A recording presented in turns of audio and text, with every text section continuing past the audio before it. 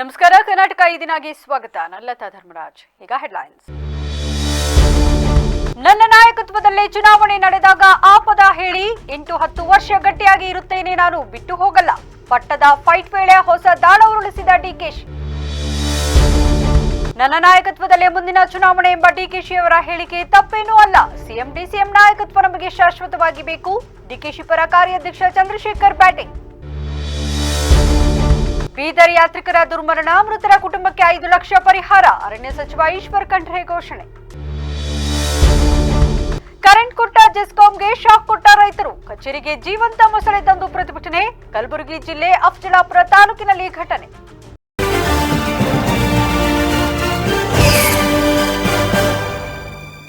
ಕಾಂಗ್ರೆಸ್ ನಾಯಕತ್ವ ಫೈಟ್ ಮತ್ತಷ್ಟು ಜೋರಾಗಿದ್ದು ಸಮರಕ್ಕೆ ತಿರುಗಿತಾ ಎಂಬ ಪ್ರಶ್ನೆ ಎದ್ದಿದೆ. ಅರಮನೆ ಮೈದಾನದಲ್ಲಿ ನಡೆದ ರಾಜ್ಯ ಸರ್ಕಾರಿ ನೌಕರರ ಕಾರ್ಯಕ್ರಮದಲ್ಲಿ ಡಿಸಿಎಂ ಡಿಕೆಶಿ ಉರುಳಿಸಿದ ಹೊಸ ದಾಳದಿಂದ ಈ ಪ್ರಶ್ನೆ ಈಗ ಹುಟ್ಟುಕೊಂಡಿದೆ. ಅರಮನೆ ಮೈದಾನದಲ್ಲಿ ಸರ್ಕಾರಿ ಸಂಘದ ನಿರ್ದೇಶಕರು ಹಾಗೂ ಪದಾಧಿಕಾರಿಗಳ ಸಮಾವೇಶ ಹಾಗೂ ಕಾರ್ಯಾಗಾರದಲ್ಲಿ ಡಿಸಿಎಂ ಮಾತನಾಡುತ್ತಿದ್ದರು. ಭಾಷಣದಲ್ಲಿ ಗ್ಯಾರಂಟಿಯ ಬಗ್ಗೆ ಮೆಚ್ಚುಗೆ ವ್ಯಕ್ತಪಡಿಸಿದ ಅವರು ಹಳೆ ಪಿಂಚಣಿ ಯೋಜನೆ ಜಾರಿ ಮಾಡುತ್ತೇನೆ ಎಂದು ತಿಳಿಸಿದರು. ಈ ಹೇಳಿಕೆ ಪ್ರಕಟವಾದ ಬೆನ್ನಲ್ಲೇ ಸರ್ಕಾರಿ ನೌಕರರು ಖುಷಿಯಾಗಿ ಚಪ್ಪಾಳೆ ತಟ್ಟಿ ಡಿಕೆ ಡಿಕೆ ಎಂದು ಘೋಷಣೆ ಕೂಗಲು ಆರಂಭಿಸಿದ್ರು. ನೌಕರರ ಕಡೆಯಿಂದ ಡಿಕೆ ಡಿಕೆ ಎಂಬ ಘೋಷಣೆ ಬರುತ್ತಿದ್ದಂತೆ ಡಿಕೆಶಿ ನಾಯಕತ್ವದ ಬಾಣವನ್ನ ಬಿಟ್ಟಿದ್ದಾರೆ. ನೋಡ್ರಪ್ಪ, ಮುಂದೆ ನಾನು ಚುನಾವಣೆಗೆ ನಿಂತಾಗ ನನ್ನ ಲೀಡರ್ಶಿಪ್ನಲ್ಲಿಯೇ ನಡೆದಾಗ ಈ ಪದ ಹೇಳಿ, ನಾನು ಬಿಟ್ಟು ಹೋಗಲ್ಲ, 8-10 ವರ್ಷ ಗಟ್ಟಿಯಾಗಿ ಇರುತ್ತೇನೆ ಎಂದು ಹೇಳುವ ಮೂಲಕ ಹೊಸ ಚರ್ಚೆ ಹುಟ್ಟು ಹಾಕಿದ್ದಾರೆ. ಒಂದು ಕಡೆ ಕೆಪಿಸಿಸಿ ಅಧ್ಯಕ್ಷ ಸ್ಥಾನದಿಂದ ಶಿವಕುಮಾರ್ ಅವರನ್ನ ಕೆಳಗಿಳಿಸಬೇಕು ಎಂಬ ಉದ್ದೇಶದಲ್ಲಿ ದಲಿತ ಸಚಿವರು ಒಂದೊಂದೇ ಹೇಳಿಕೆ ನೀಡುತ್ತಿದ್ದಾರೆ. ಇನ್ನೊಂದು ಕಡೆ 2.5 ವರ್ಷದ ಬಳಿಕ ಮುಖ್ಯಮಂತ್ರಿ ಬದಲಾಗ್ತಾರೆ ಎಂಬ ಸುದ್ದಿಗಳು ಹರಿದಾಡುತ್ತಿದೆ. ಈ ಸಮಯದಲ್ಲೇ ತಮ್ಮ ನಾಯಕತ್ವದಲ್ಲಿ ಮುಂದಿನ ಚುನಾವಣೆ ನಡೆಯಲಿದೆ ಎನ್ನುವ ಮೂಲಕ ಡಿಕೆಶಿ ಸಿಎಂ ಆಪ್ತರಿಗೆ ನೇರ ಸಂದೇಶ ರವಾನಿಸಿದ್ದಾರೆ ಎಂದು ವಿಶ್ಲೇಷಿಸಲಾಗುತ್ತಿದೆ. ನೀವು ಬಿಡ್ರು ನಾ ಬಿಡುದಿಲ್ಲ ರೀ, ನಮ್ಮ ಮಾತು ಬಿಡಬೇಕಲ್ಲ, ಅಂದ್ರೆ ಸ್ವಲ್ಪ ತಾಳ್ಮೆ ಇರಲಿ.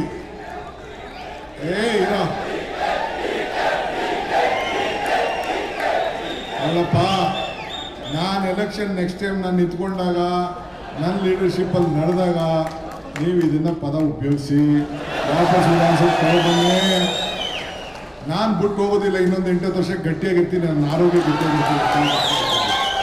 ನಿಮ್ಮೆಲ್ಲ ನಂಬಿಕೆ, ಸ್ಟಾರ್ಟಿಂಗ್ ಏನು ಹೇಳಿದೆ, ನಂಬಿಕೆಗಿನ್ನ ದೊಡ್ಡ ಗುಣ ಇಲ್ಲ ಅಂತ. ನನ್ಗೆ ಯಾರ ಮೇಲೆ ನಂಬಿಕೆ? ನಿಮ್ಮ ಮೇಲೆ ನಂಬಿಕೆ. ಸೊ ಹಂಗೆ ನಿಮ್ಮನ್ನ ನಾವು 5 ವರ್ಷಕ್ಕೆ ನಾವು ಮದುವೆ ಮಾಡ್ಕೊಂಡಿಲ್ಲ, 35 ವರ್ಷಕ್ಕೆ ಮದುವೆ ಮಾಡ್ಕೊಂಡಿದ್ದೀವಿ. ಸೊ ಡೈವರ್ಸ್ ನಿಮ್ಮನ್ನ ಮಾಡೋದಿಲ್ಲ, ನೀವು ನಾನು ಡೈವರ್ಸ್ ಮಾಡಕ್ಕೆ ಹೋಗ್ಬಿಡ್ತೀವಿ, ನೀವು ಮಾಡ್ಕೋಕ್ ಹೋಗ್ಬೇಡಿ. ಆಗ್ಬೋದಲ್ಲ ಗ್ಯಾರಂಟಿನಾ? ಅಷ್ಟೇ. ಮಿಕ್ಕಿದ್ದು ನಿಮ್ಮ ವಿಚಾರ ನನಗಿಲ್ಲ, ನಮ್ಮ ವಿಚಾರ ನಿಮ್ಗಿಲ್ಲ. ಇಷ್ಟು ಹೇಳಿ, ಇನ್ಶೂರೆನ್ಸ್ ವಿಚಾರ, ಆರೋಗ್ಯದ ವಿಚಾರ, ತಾವು ಕೂಡ ಹಣ ಕೊಡಲಿಕ್ಕೆ ತಾವು ಸಿದ್ಧ ಆಗಿದ್ದೀರಿ, ಬಹಳ ಚೆನ್ನಾಗಿದ್ದೀರಿ, ನನಗೆ ವಿಶ್ವಾಸ ಇದೆ. ಹಳ್ಳಿಗೆ ಹೋಗಿ ಕೆಲಸ ಮಾಡಿ ನನ್ನ ನಾಯಕತ್ವದಲ್ಲೇ ಮುಂದಿನ ಚುನಾವಣೆ ನಡೆಯಲಿದೆ ಎಂಬ ಡಿಸಿಎಂ ಡಿಕೆ ಶಿವಕುಮಾರ್ ಅವರ ಹೇಳಿಕೆ ತಪ್ಪೇನೂ ಅಲ್ಲ ಎಂದು ಕಾರ್ಯಾಧ್ಯಕ್ಷ ಚಂದ್ರಶೇಖರ್ ಡಿಕೆಶಿ ಪರ ಬ್ಯಾಟ್ ಬೀಸಿದ್ದಾರೆ. ಕೆಪಿಸಿಸಿ ಕಚೇರಿಯಲ್ಲಿ ಸುದ್ದಿಗಾರರೊಂದಿಗೆ ಮಾತನಾಡಿದ ಅವರು, ಇನ್ನು 3.5 ವರ್ಷದಲ್ಲಿ ಚುನಾವಣೆ ಇದೆ, ಈಗಲೇ ಯಾಕೆ ಇವೆಲ್ಲ? ಕೆಪಿಸಿಸಿ ಅಧ್ಯಕ್ಷರು ಹಾಗೆ ಹೇಳೋದು ತಪ್ಪಲ್ಲ. ರಾಜ್ಯದಲ್ಲಿ ಪಕ್ಷಕ್ಕೆ ಸುಪ್ರೀಂ ಅಂದರೆ ಕೆಪಿಸಿಸಿ ಅಧ್ಯಕ್ಷರು. ಅವರು ಹೇಳೋದು ತಪ್ಪಿಲ್ಲ. ಮುಂದಿನ ಚುನಾವಣೆ ಅಂದರೆ ಸ್ಥಳೀಯ ಸಂಸ್ಥೆ ಚುನಾವಣೆಗೆ ಹೇಳಿರಬೇಕು ಎಂದು ಸಮರ್ಥಿಸಿಕೊಂಡಿದ್ದಾರೆ. ಸಿದ್ದರಾಮಯ್ಯ ಡಿಕೆ ಶಿವಕುಮಾರ್ ನಾಯಕತ್ವ ನಮಗೆ ಶಾಶ್ವತವಾಗಿ ಬೇಕು. ಈ ದೃಷ್ಟಿಯಲ್ಲಿ ಡಿಕೆಶಿ ಹೇಳಿರಬಹುದು, ಅವರು ಹೇಳಿರೋದ್ರಲ್ಲಿ ತಪ್ಪಿಲ್ಲ. ಅವರು 20ರಿಂದ 25 ವರ್ಷ ರಾಜಕೀಯ ಮಾಡ್ತಾರೆ. ರಾಜಣ್ಣ ನಡುವಿನ ಗಲಾಟೆ ವಿಚಾರವಾಗಿ ನಾನು ರಾಜಣ್ಣ ವಿರುದ್ಧ ಮಾತಾಡಿಲ್ಲ. ನಾನು ರಾಜಣ್ಣರನ್ನ ಕೆಣಕಿಲ್ಲ. ನನಗೆ ಪಕ್ಷ ಮುಖ್ಯ, ಅದರ ದೃಷ್ಟಿಯಿಂದ ನಾನು ಮಾತನಾಡಿದ್ದೆ. ಅವತ್ತು ನಾನು ಮಾತಾಡಿದ್ದು ಪಕ್ಷದ ದೃಷ್ಟಿಯಿಂದ. ಅದನ್ನ ರಾಜಣ್ಣ ತಪ್ಪು ತಿಳಿದುಕೊಂಡು ಮಾತಾಡಿದ್ದಾರೆ. ನನಗೆ ಪಕ್ಷ ಮುಖ್ಯ, ಹೀಗಾಗಿ ನಾನು ಈಗ ಅದನ್ನ ಅಲ್ಲಿಗೆ ಬಿಟ್ಟಿದ್ದೇನೆ ಎಂದರು. ಅವರು ಅಧ್ಯಕ್ಷರು ಹಂಗೆ ಹೇಳೋದ್ರಲ್ಲಿ ತಪ್ಪೇನಿಲ್ಲ. ಯಾಕೆ ಅಂತಂದರೆ ಕೆಪಿಸಿಸಿ ಅಧ್ಯಕ್ಷರು is supreme in the state. So ಅದರಿಂದ ಅವರು ಹೇಳೋದು ತಪ್ಪಿಲ್ಲ. ನಾನು ಅವರು ದೊಡ್ಡವರು ಏನು ಪ್ರತಿಕ್ರಿಯೆ ಮಾಡಿದರೆ ಅದನ್ನು ಅವ್ರನ್ನೇ ನೀವು ಕ್ವಶನ್ ಕೇಳಿ. ಬಟ್ ಈಗ ಸದ್ಯಕ್ಕೆ ಚುನಾವಣೆ ಲೋಕಲ್ ಬಾಡಿ, ಅವ್ರು ಹೇಳಿರೋದು ಮೋಸ್ಟ್ಲಿ ಲೋಕಲ್ ಬಾಡಿ ಮತ್ತು ಕಾರ್ಪೊರೇಷನ್ಸ್ ಇದೆಲ್ಲ ಬರುತ್ತಲ್ಲ, ಮುಂದಿನ ಚುನಾವಣೆಗಳು ಈಗ ಅದೇ ಇರೋ ಸದ್ಯಕ್ಕೆ. ಅದನ್ನು ಅವ್ರ ನೇತೃತ್ವದಲ್ಲಿ ಹೋಗ್ತೀವಿ ಅಂತ ಹೇಳಿದರೆ ಅದು ಗ್ಯಾರಂಟಿ, ಅದು ಅವ್ರ ನೇತೃತ್ವದಲ್ಲಿ ನಾವು ಮಾಡ್ತೀವಿ. ಪ್ರಯಾಗ್ರಾಜ್ನ ಮಹಾಕುಂಭಮೇಳಕ್ಕೆ ತೆರಳುತ್ತಿದ್ದ ವೇಳೆ ಉತ್ತರ ಪ್ರದೇಶದ ಬಳಿ ಅಪಘಾತದಲ್ಲಿ ಬೀದರ್ನ 5 ಮೃತಪಟ್ಟಿದ್ದು, ಮೃತರ ಕುಟುಂಬಕ್ಕೆ ಅರಣ್ಯ ಸಚಿವ ಈಶ್ವರ್ ಖಂಡ್ರೆ 5 ಲಕ್ಷ ರೂಪಾಯಿ ಪರಿಹಾರ ಘೋಷಿಸಿದ್ದಾರೆ. ಬೆಂಗಳೂರಿನಲ್ಲಿ ಮಾಧ್ಯಮದವರೊಂದಿಗೆ ಮಾತನಾಡಿದ ಅವರು, ಲಾಡಕೇರಿಯ 14 ಜನರು ಪ್ರಯಾಣಿಸುತ್ತಿದ್ದ ಕ್ರೂಸರ್ ವಾಹನ ಮತ್ತು ಲಾರಿ ನಡುವೆ ಭೀಕರ ಅಪಘಾತ ಸಂಭವಿಸಿದೆ. ಅಪಘಾತದಲ್ಲಿ 5 ಮೃತಪಟ್ಟಿದ್ದು 8 ಜನರು ಗಾಯಗೊಂಡಿರುವ ಸುದ್ದಿ ತಿಳಿದು ಆಘಾತವಾಯಿತು. ಕೂಡಲೇ ಜಿಲ್ಲಾಡಳಿತಕ್ಕೆ ಸೂಚನೆ ನೀಡಿ ಮೃತರ ಪಾರ್ಥಿವ ಶರೀರವನ್ನು ಬೀದರ್ಗೆ ತರಲು ಮತ್ತು ಗಾಯಾಳುಗಳಿಗೆ ಸೂಕ್ತ ಚಿಕಿತ್ಸೆಗೆ ವ್ಯವಸ್ಥೆ ಮಾಡಲು ಸೂಚಿಸಿರುವುದಾಗಿ ತಿಳಿಸಿದ್ದಾರೆ. ಉತ್ತರ ಪ್ರದೇಶದಲ್ಲಿ ಕರ್ನಾಟಕದವರಾದ ಚನ್ನಪ್ಪ ಎಂಬ ಅಧಿಕಾರಿ ಇದ್ದು ಅವರೊಂದಿಗೆ ಮಾತನಾಡಿ ಮೃತರ ಕುಟುಂಬಕ್ಕೆ 5 ಲಕ್ಷ ರೂಪಾಯಿ ಪರಿಹಾರ ಮತ್ತು ಗಾಯಾಳುಗಳ ಕುಟುಂಬಕ್ಕೆ ಸೂಕ್ತ ನೆರವು ದೊರಕಿಸಲು ತಿಳಿಸಿದ್ದೇನೆ. ಈ ಸಂಕಷ್ಟದ ಸಮಯದಲ್ಲಿ ಸರ್ಕಾರ ಅವರೊಂದಿಗೆ ನಿಲ್ಲುತ್ತದೆ. ಮೃತರ ಅಗಲಿಕೆಯ ನೋವನ್ನು ಸಹಿಸಿಕೊಳ್ಳುವ ಶಕ್ತಿಯನ್ನ ಅವರ ಕುಟುಂಬದವರಿಗೆ ದೇವರು ನೀಡಲಿ. ಗಾಯಾಳುಗಳು ಬೇಗ ಗುಣಮುಖರಾಗಲಿ ಎಂದು ಪ್ರಾರ್ಥಿಸುತ್ತೇನೆ ಎಂದು ಸಂತಾಪ ಸೂಚಿಸಿದ್ದಾರೆ. ರೈತರ ಜಮೀನಿಗೆ ವಿದ್ಯುತ್ ಕೊಟ್ಟ ಗುಲ್ಬರ್ಗಾ ವಿದ್ಯುತ್ ಪ್ರಸರಣ ನಿಗಮದ ವಿರುದ್ಧ ರೈತರು ವಿನೂತನ ಮತ್ತು ಆಘಾತಕಾರಿ ರೀತಿಯಲ್ಲಿ ಪ್ರತಿಭಟನೆ ನಡೆಸಿದ್ದಾರೆ.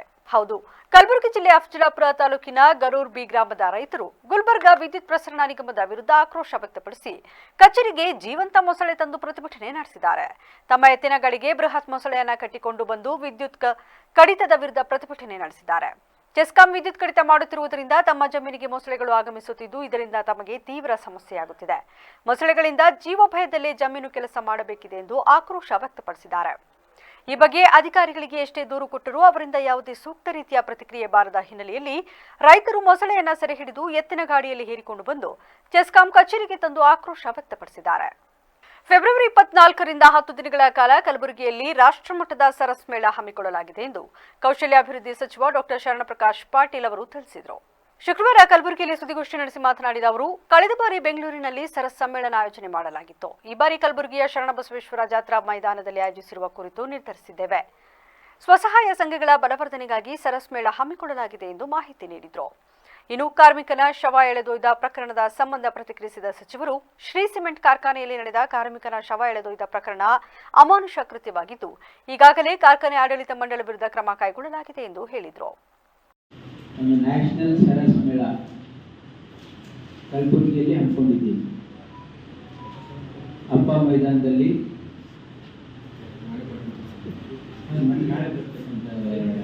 ಸೋಮವಾರ ಆಗುತ್ತೆ, 24 ಅಂದರೆ ಮಂಡೇ. ಸರಸ್ ಮೇಳ ಅಂದರೆ ಇದು ಸ್ವಸಹಾಯ ಸಂಘಗಳ ಒಂದು ಮಳಿಗೆಗಳು. ಸುಮಾರು 230 ಸ್ಟಾಲ್ಸ್ ನಾವು ಎಕ್ಸ್ಪೆಕ್ಟ್ ಮಾಡ್ತಾ ಇದ್ವಿ. ಪ್ರತಿ ವರ್ಷ ಕೌಶಲ್ಯಾಭಿವೃದ್ಧಿ ಇಲಾಖೆಯಿಂದ ಸರಸ್ ಮೇಳ ನಾವು ರಾಜ್ಯ ಮಟ್ಟದ ಸರಸ್ ಮೇಳ ಮಾಡ್ತೀವಿ. ಅದು ಈ ಸಾರಿ ಕಲಬುರಗಿಯಲ್ಲಿ ಮಾಡ್ತಾ ಇದ್ದೀವಿ. ಹೋದ ವರ್ಷ ಅದು ಬೆಂಗಳೂರಲ್ಲಿ ಆಗಿತ್ತು. ಈ ಸಾರಿ ನಾವು ಈ ಅವಕಾಶ ಈ ಭಾಗದ ಜನರಿಗೆ ಅನುಕೂಲ ಆಗಲಿ ಅಂತೇಳಿ ಕಲಬುರಗಿಯ ಅಪ್ಪ ಮೈದಾನದಲ್ಲಿ 10 ದಿವಸಗಳ ಕಾಲ ಸರಸ್ ಮೇಳ ಇರ್ತದೆ. 10 ದಿವಸಗಳ ಕಾಲ ಬೆಳಗ್ಗೆ 10:30ರಿಂದ. ಕಲಬುರಗಿ ನಗರದಲ್ಲಿ ಅಕ್ರಮ ಚಟುವಟಿಕೆಗಳನ್ನು ತಡೆಯುವ ನಿಟ್ಟಿನಲ್ಲಿ ನಗರ ಪೊಲೀಸ್ ಆಯುಕ್ತ ಡಾಕ್ಟರ್ ಶರಣಪ್ಪ ಡಗೆ ಅವರು ನಗರದ ವಿವಿಧ ಪೊಲೀಸ್ ಠಾಣೆ ವ್ಯಾಪ್ತಿಗೆ ರೌಡಿಗಳ ಪರೇಡ್ ನಡೆಸಿ ಅಕ್ರಮ ಚಟುವಟಿಕೆಗಳಲ್ಲಿ ಭಾಗವಹಿಸದಂತೆ ಖಡಕ್ ಸೂಚನೆ ನೀಡಿದರು. ನಗರದ ಕಮಿಷನರ್ ಕಚೇರಿ ಆವರಣದಲ್ಲಿ ಶುಕ್ರವಾರ ಎಂಒಬಿಗಳ ಪರೇಡ್ ಕೈಗೊಂಡರು. ಈ ಸಂದರ್ಭದಲ್ಲಿ ಎಂಒಬಿಗಳ ಅಪರಾಧ ಪಟ್ಟಿಗಳನ್ನು ಪರಿಶೀಲಿಸಿ ಇನ್ನು ಮುಂದೆ ಯಾವುದೇ ಅಕ್ರಮ ಚಟುವಟಿಕೆಗಳಲ್ಲಿ ಭಾಗವಹಿಸದಂತೆ ಎಚ್ಚರಿಕೆ ನೀಡಿದರು. 7ನೇ ವೇತನ ಆಯೋಗದಲ್ಲಿ ಆರ್ಥಿಕ ನಷ್ಟವಾಗಿದ್ದು ನಾಡಿನ ಮುಖ್ಯಮಂತ್ರಿಗಳು 10 ದಿನಗಳೊಳಗಾಗಿ ನಮ್ಮ ಬೇಡಿಕೆ ಈಡೇರಿಕೆ ಕುರಿತು ಚರ್ಚೆಗೆ ಆಹ್ವಾನಿಸದೇ ಇದ್ದರೆ ಅಣ್ಣಾ ಹಜಾರೆ, ನ್ಯಾಯಮೂರ್ತಿ ಸಂತೋಷ್ ಹೆಗಡೆ ಅವರ ನೇತೃತ್ವದಲ್ಲಿ ಅನಿರ್ದಿಷ್ಟ ಅವಧಿಗೆ ಬೆಂಗಳೂರು ಚಲೋ ರಾಜ್ಯ ಮಟ್ಟದ ಬೃಹತ್ ಪ್ರತಿಭಟನಾ ಸಮಾವೇಶ ನಡೆಸುವುದಾಗಿ ಕರ್ನಾಟಕ ನಿವೃತ್ತ ನೌಕರರ ವೇದಿಕೆ ಕೇಂದ್ರ ಸಮಿತಿ ಜಿಲ್ಲಾ ಪ್ರಧಾನ ಸಂಚಾಲಕ ಗೋಪಾಲ್ ಎಚ್ಚರಿಸಿದರು. ಹಾಸನದಲ್ಲಿಂದು ಪತ್ರಿಕಾಗೋಷ್ಠಿಯಲ್ಲಿ ಮಾತನಾಡಿದ ಅವರು 2022 ಜುಲೈ 1ರಿಂದ 2024 ಜುಲೈ 31ರ ಅವಧಿಯಲ್ಲಿ ನಿವೃತ್ತರಾದ 26,700 ಅಧಿಕಾರಿ ನೌಕರ ವರ್ಗಕ್ಕೆ 7ನೇ ವೇತನ ಆಯೋಗದಲ್ಲಿ ಆರ್ಥಿಕ ನಷ್ಟ ಉಂಟಾಗಿದೆ ಎಂದು ನಾಡಿನ ಸಿಎಂ ಅವರ ಗಮನ ಸೆಳೆಯುತ್ತಿದ್ದು 10 ದಿನಗಳೊಳಗಾಗಿ ನಮ್ಮ ಬೇಡಿಕೆ ಕುರಿತು ಚರ್ಚಿಸಲು ಆಹ್ವಾನಿಸಬೇಕು. ಇಲ್ಲದಿದ್ದರೆ ಫೆಬ್ರವರಿ 28ರಿಂದ ದೊಡ್ಡ ಮಟ್ಟದ ಹೋರಾಟ ನಡೆಸುವುದಾಗಿ ತಿಳಿಸಿದರು. ಸರ್ಕಾರಿ ನೌಕರರ ವೇತನ ಭತ್ಯೆ ಹಾಗೂ ಪಿಂಚಣಿದಾರರ ಪಿಂಚಣಿ ಪರಿಷ್ಕರಿಸಲು ಡಾಕ್ಟರ್ ಸುಧಾಕರ್ ರಾವ್ ಅವರ ನೇತೃತ್ವದಲ್ಲಿ 7ನೇ ವೇತನ ಆಯೋಗ ರಚಿಸಿತ್ತು. ಆಯೋಗದ ವರದಿ ಆಧರಿಸಿ 2024 ಆಗಸ್ಟ್ 23ರಂದು ವೇತನ ಭತ್ಯೆ ಪರಿಷ್ಕರಿಸಿ ಸರ್ಕಾರ ಆದೇಶ ಹೊರಡಿಸಿದೆ. ಸದರಿ ಆದೇಶದಲ್ಲಿ 2024 ಆಗಸ್ಟ್ 1ರಿಂದ ವೇತನ ಭತ್ಯೆಗಳ ಆರ್ಥಿಕ ಸೌಲಭ್ಯ ಮಂಜೂರು ಮಾಡಿದೆ. ವಾಸ್ತವವಾಗಿ 2022 ಜುಲೈ 1ರಿಂದಲೇ ಜಾರಿಗೊಳಿಸಬೇಕು. ಇದರಿಂದ ನಮಗೆ ಆರ್ಥಿಕ ನಷ್ಟ ಉಂಟಾಗಿದೆ ಎಂದು ಅಳಲು ತೋಡಿಕೊಂಡರು. 7ನೇ ಸರ್ಕಾರಿ ನೌಕರರಿಗಾಗಿ 7ನೇ ವೇತನ ಆಯೋಗವನ್ನು ರಚನೆ ಮಾಡಿ ಹಾಲಿ ನೌಕರರಿಗೆ ಮತ್ತು ಪಿಂಚಣಿದಾರರಿಗೆ ವೇತನವನ್ನು ಪರಿಷ್ಕರಿಸಿದೆ. ಸೊ ಅದರ ಸಂಬಂಧ 23/8/2024ರಂದು ಸರ್ಕಾರಿ ಆದೇಶವನ್ನು ಹೊರಡಿಸಿರುತ್ತೆ. 6ನೇ ವೇತನ ಆಯೋಗ 31/6ಕ್ಕೆ ಮುಗಿಯುತ್ತೆ. 24ಕ್ಕೆ 7ನೇ ವೇತನ ಆಯೋಗ 1/7/22ರಿಂದ ಪ್ರಾರಂಭ ಆಗ್ತದೆ. ಈ ವೇತನ ಆಯೋಗನ ಜಾರಿಗೊಳಿಸ್ಬೇಕಾದ್ರೆ 1/7/2022ರಿಂದನೇ ಜಾರಿ ಕೊಟ್ಟಿದ್ದಾರೆ. ಪಿಂಚಣಿದಾರರಿಗೆ ಮತ್ತು ಹಾಲಿ ನೌಕರರಿಗೆ ಎಲ್ರಿಗೂ ಕೂಡ ಅನ್ವಯವಾಗುವಂತೆ 1/7/2022ರಿಂದನೇ ಜಾರಿಗೆ ತಂದಿರುತ್ತೆ. ಆದರೆ ಆರ್ಥಿಕ ಸೌಲಭ್ಯಗಳನ್ನು 1/8/2024ರಿಂದ ಅನ್ವಯ ಆಗುವಂತೆ ಆದೇಶವನ್ನು ಆ ಆದೇಶದಲ್ಲಿ ಪತ್ರಿಕಾಗೋಷ್ಠಿಯಲ್ಲಿ ನಿವೃತ್ತ ನೌಕರರ ವೇದಿಕೆ ಕೇಂದ್ರ ಸಮಿತಿ ರಾಜ್ಯ ಸಂಚಾಲಕ ಗಂಗೇಗೌಡ ನಿಜಗುಣ, ತಾಲೂಕು ಪ್ರಧಾನ ಸಂಚಾಲಕ ಭಾಸ್ಕರ್ ಕುಮಾರ್ ಚಂದ್ರಶೆಟ್ಟಿ, ರಾಜ್ಯ ಸಂಚಾಲಕ ಕೆಟಿ ಪುಟ್ಟಸ್ವಾಮಿ ಹಾಜರಿದ್ದರು. ಅರ್ಕಲಗೂಡು ತಾಲೂಕು ರಾಮನಾಥಪುರ ಹೋಬಳಿ ಕೊಟ್ಟಾಳು ಗ್ರಾಮದ ನಿವೇಶನ ರಹಿತರಿಗೆ ಸೈಟ್ ನೀಡಿ 3-4 ವರ್ಷ ಕಳೆದಿದ್ದರೂ ಖಾತೆ ಮಾಡಿಕೊಡಲು ಸ್ಥಳೀಯ ಅಧಿಕಾರಿಗಳು ಸತಾಯಿಸುತ್ತಿದ್ದಾರೆ ಎಂದು ಸುವರ್ಣ ಕರ್ನಾಟಕ ರಕ್ಷಣಾ ಸೇನೆ ರಾಜ್ಯಾಧ್ಯಕ್ಷ ಡಾ ಎಸ್ ರಾಘವೇಂದ್ರ ಗೌಡ ದೂರಿದರು. ಹಾಸನದಲ್ಲಿಂದು ಪತ್ರಿಕಾಗೋಷ್ಠಿಯಲ್ಲಿ ಮಾತನಾಡಿದ ಅವರು, ರಾಜೀವ್ ಗಾಂಧಿ ವಸತಿ ನಿಗಮ ನಿಯಮಿತ ಮುಖ್ಯಮಂತ್ರಿಗಳ ಗ್ರಾಮೀಣ ನಿವೇಶನ ಯೋಜನೆಯಡಿ ಕಾಯ್ದಿರಿಸಿದ ಜಾಗದಲ್ಲಿ ಹಿಂದಿನ ಶಾಸಕರೇ 2020-21ರಲ್ಲಿ ರಾಮನಾಥಪುರ ಗ್ರಾಮ ಪಂಚಾಯಿತಿ ಮೂಲಕ ನಿವೇಶನ ಹಂಚಿದ್ರು. ಅಂತಿಮವಾಗಿ ಸುಮಾರು 59 ಮಂದಿ ಮಹಿಳೆಯರು ಅರ್ಹ ಫಲಾನುಭವಿಗಳು ಎಂದು ಗ್ರಾಮ ಪಂಚಾಯಿತಿ ಎದುರು ಪಟ್ಟಿಯನ್ನು ಪ್ರಕಟಿಸಲಾಗಿತ್ತು. ಇದಕ್ಕೆ ಯಾವುದೇ ಆಕ್ಷೇಪಣೆ ಬಾರದ ಹಿನ್ನೆಲೆಯಲ್ಲಿ ತಹಶೀಲ್ದಾರ್ ಅವರು ಅನುಮೋದನೆಯನ್ನು ನೀಡಿದ್ದಾರೆ. ನಂತರ 2022 ಅಕ್ಟೋಬರ್ 10ರಂದು ರಾಮನಾಥಪುರ ನೂತನ ಬಸ್ ನಿಲ್ದಾಣ ಉದ್ಘಾಟನಾ ಸಮಯದಲ್ಲಿ ಹಾಲಿ ಪಂಚಾಯಿತಿ ಅಧಿಕಾರಿಗಳು ಹಾಗೂ ಸದಸ್ಯರು ಮತ್ತು ಶಾಸಕರು ಮಂತ್ರಿ ಮಹೋದಯರ ಸಮ್ಮುಖದಲ್ಲಿ ಹಕ್ಕುಪತ್ರವನ್ನು ನೀಡಿದರು. ನಡುವೆ ಹೊರಗಿನಿಂದ ಬಂದ 17 ಮಂದಿ ಸದರಿ ಜಾಗದಲ್ಲಿ ನಮಗೂ ನಿವೇಶನ ಬೇಕು ಎಂದು ಕೋರ್ಟ್ ಮೊರೆ ಹೋಗಿದ್ದಾರೆ ಎಂದು ಕುಂಟುನೆಪ ಒಡ್ಡಿ ಈವರೆಗೂ ಗ್ರಾಮ ಪಂಚಾಯಿತಿ ಅಧಿಕಾರಿಗಳು ಖಾತೆ ಮಾಡಿಕೊಟ್ಟಿಲ್ಲ. ನಿವೇಶನ ಜಾಗದಲ್ಲಿ ರಸ್ತೆ, ಚರಂಡಿ, ಕುಡಿಯುವ ನೀರು ಇತ್ಯಾದಿ ಸೌಕರ್ಯಗಳನ್ನು ಕಲ್ಪಿಸಿಲ್ಲ ಎಂದು ಸಂತ್ರಸ್ತರು ಅಳಲು ತೋಡಿಕೊಂಡರು. ಸುಮಾರು 2020-21ರಲ್ಲಿ ರಾಮನಾಥಪುರ ಹೋಬಳಿ ಕೊಟ್ವಾಳ ಗ್ರಾಮದಲ್ಲಿ ಸುಮಾರು 59 ಬಡ ಜನರಿಗೆ, ಅಂದರೆ ಬಡ ಜನರು ಬಡ ಮಹಿಳೆಯರಿಗೋಸ್ಕರನೇ ಒಂದು ಲೇಔಟ್ ಮಾಡಿ ಕೊಟ್ವಾಳ ಗ್ರಾಮ, ರಾಮನಾಥಪುರ ಹೋಬಳಿ ಕೊಟ್ವಾಳ ಗ್ರಾಮದಲ್ಲಿ ಸುಮಾರು 59 ಜನ ಮಹಿಳೆಯರಿಗೆ ರಾಜೀವ್ ಗಾಂಧಿ ವಸತಿ ಇದರಲ್ಲಿ ಒಂದು ಸೈಟ್ಗಳು ಕೊಟ್ಟಿರ್ತಾರೆ. 2020-21 ಕೊಟ್ಟು ಇದುವರೆಗೆ ಯಾವುದೇ ರೀತಿ ಖಾತೆಗಳಾಗಿರಲ್ಲ. ಕೆಲವೊಂದು ಸಮಸ್ಯೆಗಳು ಅಲ್ಲಿರುವಂಥ ಲೋಪದೋಷಗಳಾಗ್ಬೋದು, ಅಧಿಕಾರಿಗಳಾಗ್ಬೋದು, ಜನಪ್ರತಿನಿಧಿಗಳಾಗ್ಬೋದು, ಅವರ ಒಂದು ವ್ಯತ್ಯಾಸಗಳಿಂದ ಕೊಟ್ಟಂಥ ಸೈಟ್ಗಳಿಗೆ ಮನೆ ಕಟ್ಕೊಳ್ಳಿಕ್ಕೆ ಯಾವುದೇ ರೀತಿ ಅನುಕೂಲ ಆಗ್ತಾಯಿಲ್ಲ. ಅಂದರೆ ಮೂಲಭೂತ ಸೌಕರ್ಯಗಳಾದ ರಸ್ತೆ ಆಗ್ಬೋದು, ಚರಂಡಿ ಆಗ್ಬೋದು, ವಿದ್ಯುತ್ ದೀಪ ಆಗ್ಬೋದು, ಕುಡಿಯುವ ನೀರಾಗ್ಬೋದು, ಯಾವುದೇ ವ್ಯವಸ್ಥೆ ಇಲ್ಲದೆ ಖಾಲಿ ನಿವೇಶನ ಕೊಟ್ಟಿದ್ದಾರೆ. 3 ವರ್ಷ ಆದರೂ ಇವರಿಗೆ ಖಾತೆ ಮಾಡ್ಕೊಳ್ಳಿಕ್ಕೆ ಅನುಕೂಲ ಆಗ್ತಾಯಿಲ್ಲ. ವಿಚಾರ ಏನಂದರೆ, ಅಕ್ರಮವಾಗಿ ಒಂದು 10 ಜನ ನಮಗೆ ಬೇಕಂತೇಳಿ ಎಕ್ಸ್ಟ್ರಾ ಎಲ್ಲಂದರಲ್ಲಿ ಸೆಡ್ ಹಾಕ್ಕೊಂಡಿದ್ರು.